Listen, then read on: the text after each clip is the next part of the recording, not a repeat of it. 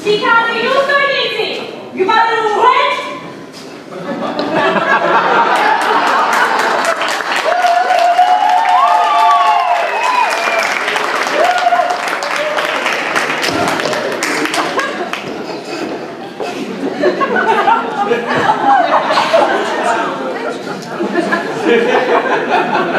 Nedýchaj na něho.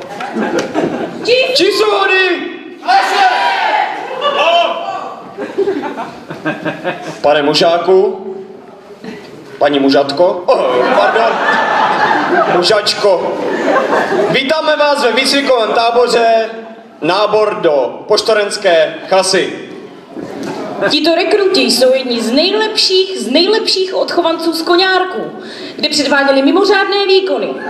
Dnes se oba zaručujeme, že dnešní zkoušky zvládnou a stanou se členy poštorenské chasy. Uvidíme. Tak jo, bažanti, aby bylo mezi náma jasno. Já a tady mužatka, mužačka, jsme se dneska došli, protože vás tady budeme, co? Protože vás tady budeme hodnotit. Přesně tak. Vaši velitelé pro vás dneska připravili zkoušky a uvidíme, kdo z vás se stane členem chasy. Asi si myslíte, jak jste skvělí. V Koňárku jste možná byli hvězdy, ale pro nás jste nuly. A koho tady teda vůbec máme? Jméno, hodnost! Předstup. Pane, ano pane. Koňárek a Procházková. Procházková. Jo, tvoje matka byla první, co tady pokřtila kulturák.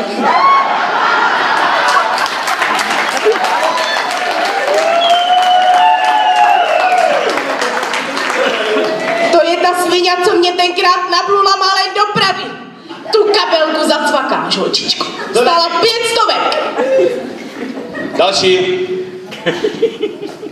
Koňárek, Matěj Vymyslický. Ty až podat letě chodíš?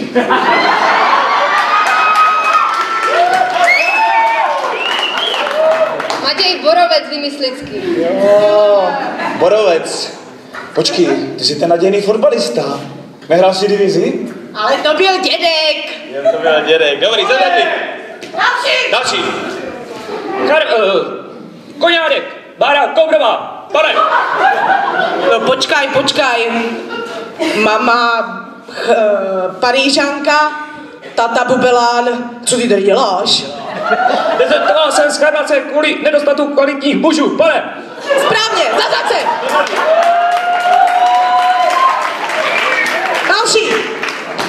Dálek, Jana Lavenková.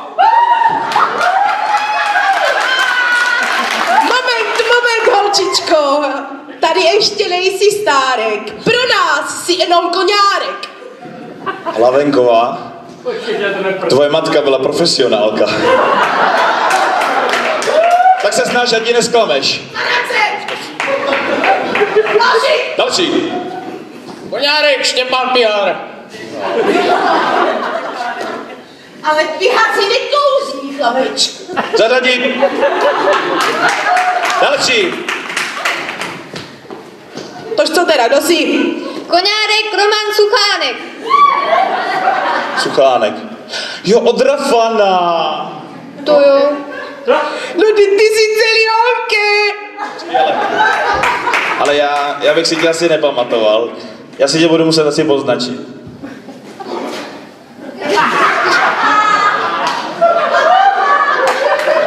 Teď už víme. Další. Koňárek Kajuška Horáková. Horáková, počkaj. A to jsi od Jany nebo od Terezy? Od Terezy. Takže od Martina Horáka. A chodíš po štorné, no. Tak to vidíme moc rádi. Tak se zařaď. Další. Koňárek Emilie Melicherová. To je od tého nejvyššího. Jako? Od strýčka Milana. Jo, ty jsi od strýčka Milana. Dobře, zařadit. Další. Koňárek, Svatopluk Madro.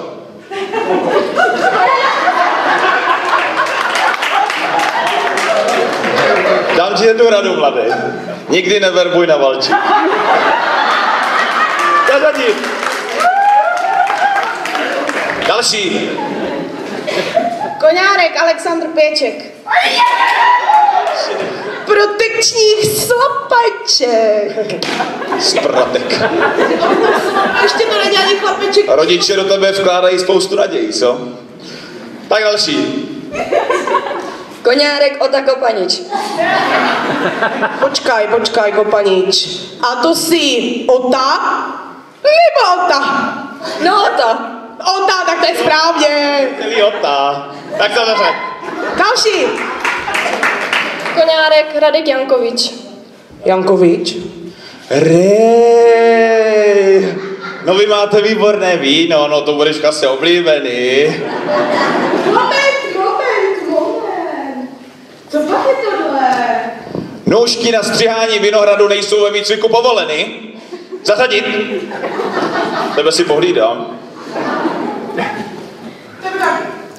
Tak dobře, teď už víme, koho tady máme. Předtím, než přistoupíme k výcviku, kontrolní otázka. Kdo mi řekne 4 základní zásady chození v kase? První. Fast! Dobře. Druhá. Všichni to mamička neřekli, co? Třetí. Fast! Třetí. Pardon, holky. No, to je ona. Čtvrtá. Neslyším. Ale nežijete mě tady jste na výcviku! Dobrý, začneme s výcvikem. Kaso! Pravo, leď! Pojď nastoupit! Pochodem! Chod! Seno sláma!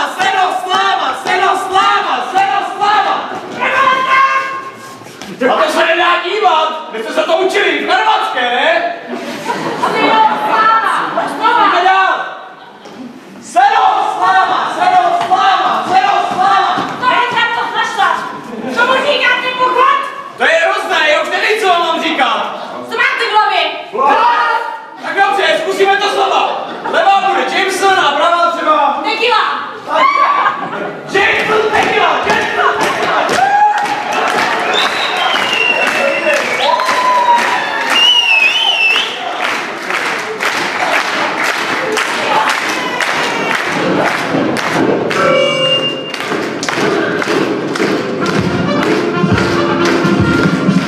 Takže, první disciplína. Pochodovat se trošku naučili, dejme tomu. Uvidíme, jak tím jde klus. Kobrová! Zaradit! Rozdělíme je na mužstva. Skupina A, skupina B.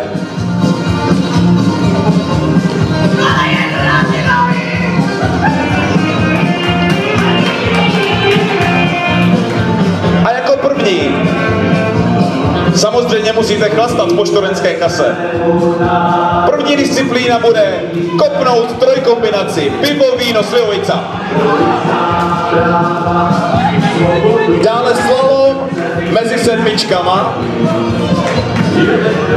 Selfie s babičkou.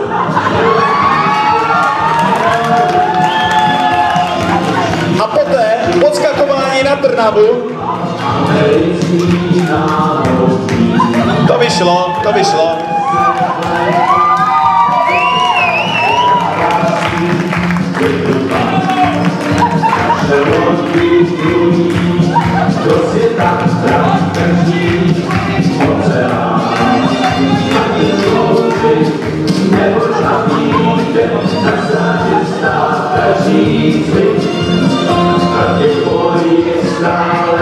Pihare, neslop to pivo, to máš kličkovat mezi tím.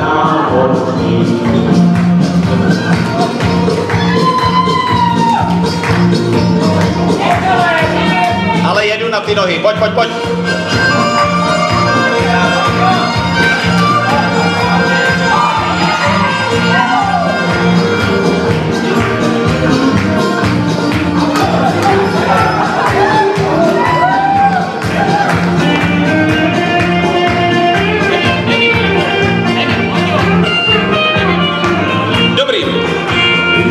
Blížíme se do finále.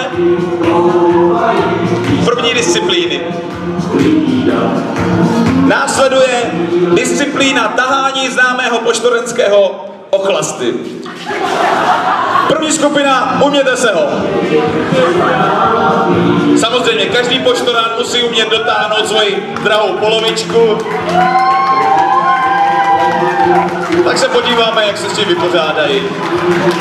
Ale jak tak vidím, zatím jim to docela jde. Ježíš má hlavinková, dívaj se na to. Celý tata. Kobrová, pojď, pojď, pojď.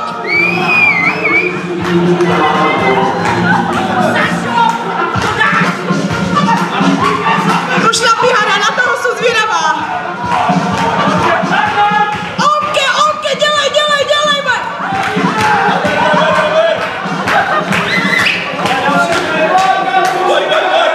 ještě pojďte, pojďte, pojďte.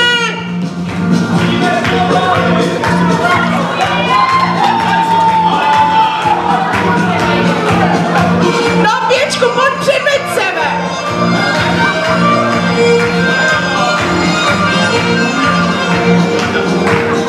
Jsou to hovada, co vám budou.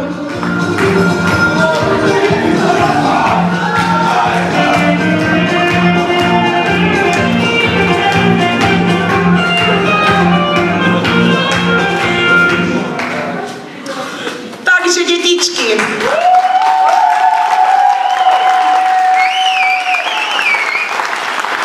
Teď to byla jenom taková brnkačka, jo? Jako teď přijde ten hlavní folklorní záhul. Přesně tak. Reálná situace ze života. Charvačani mají hodin.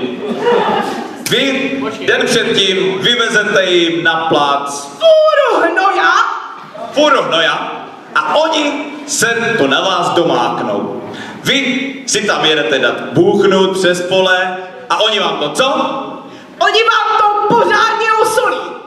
Takže teďka vám muzika bude hrát tak dlouho frišku, dokud se z toho co?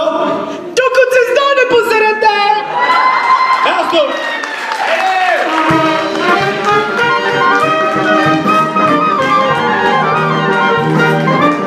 Ale hobluj, Pihare, hobluj to!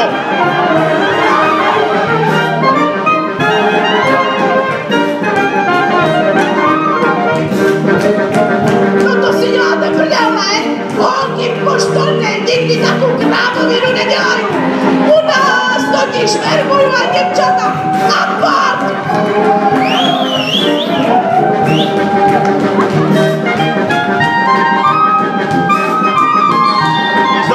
Znovu. Jsou ty prokouřené plíca, pane. Jedu na ty nohy, no tak. Vymyslický, to jsi fotbalista. Hop, výšej, hopluj. Co toto tady už nemůže nebo co? Ale jedu na roky.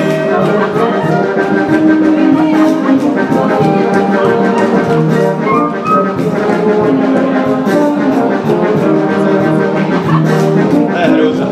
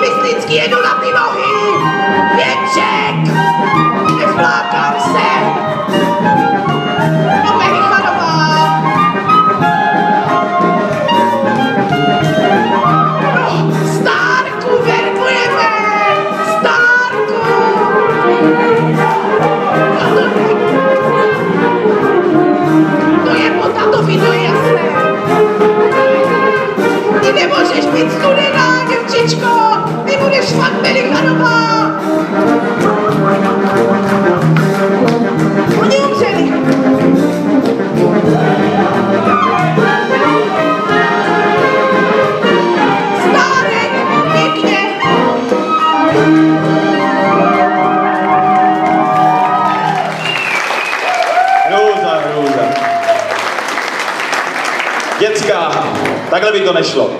Máte před sebou poslední disciplínu. Dotancovali jste vám přátelé, Trnava, závěrečný Velbujk a v Číli je tma jak? Jak kde? Jak v Kabeli? Já bych spíš řekl, že... Jak v prdeli samozřejmě. A musíte po slepu, nebo po tmě, nevidíte na krok, trefit dom. Máte něco popité, takže ten z vás bažantů, kdo protne tady tu cílovou pásku, dokončí výcvik a může se stát plnohodnotným členem poštodenské kasy. Ale myslím si, nebude to tak lehké. Taky si myslím, nebo nemyslím. Několikrát jsem tak trefovala dom, ale protože jsem školená, tak samozřejmě trefím, že ale... Když to má zhodu asi 2 metry, no. Dobrý, začneme. Akce.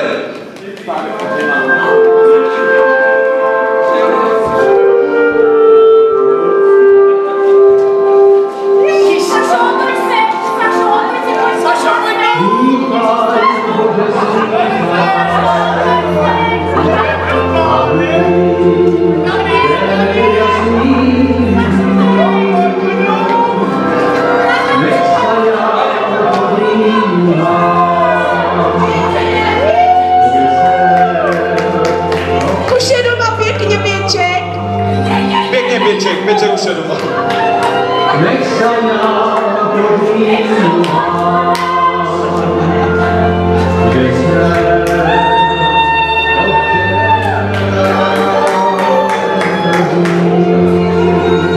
A ráno stáváte do školy.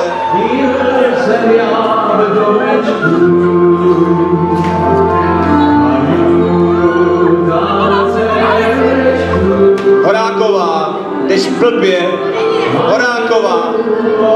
Ona má totiž 3 baráky, neví, do kterého má trefit, víš?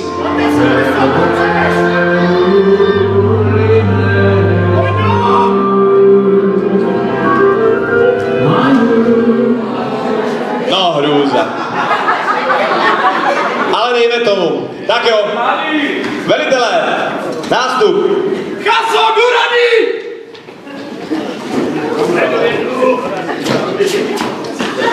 Ale jedu na ty nohy.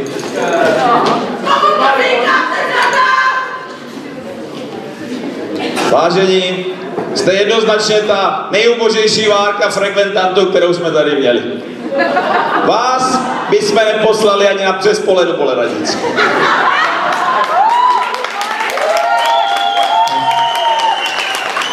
Oni se k tomu propíjí. To je to nejhorší, co jsem od vás kdy viděla. Ale protože jste naše jediná naděje, tak vám musím oznámit, že jste všichni prospěli. Nevím teda, co to udělá, jo, ale...